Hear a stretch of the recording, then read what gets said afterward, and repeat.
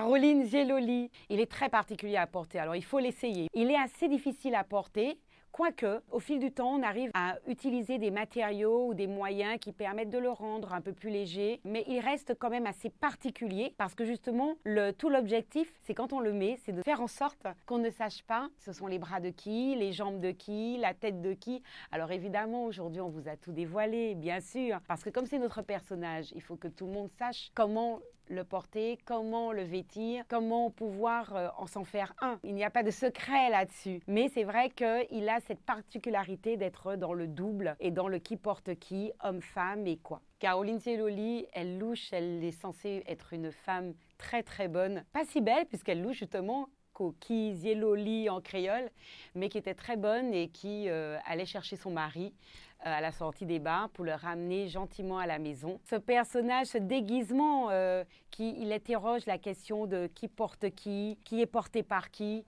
Donc on est vraiment dans le leurre, on est vraiment dans la partie, les aspects cachés du déguisement qui est propre au carnaval. On le retrouve également dans d'autres pays d'Europe, notamment en Pologne. Il a vu le jour, en tout cas, les premiers à Caroline. On les a vus dans les rues du carnaval de Fort-de-France dans la première moitié du XXe siècle. Il n'est pas aussi emblématique que nos autres personnages du Panthéon Carnaval Martinique. Simplement, comme il interroge le fait sociétal, le fait social, la place de la femme, il a une importance et il rentre pleinement dans notre historique carnavalesque, surtout qu'il paraît qu'on a vu de vraies Carolines au 19e siècle et au 20e siècle en Martinique. Donc, c'est vraiment une question sociale.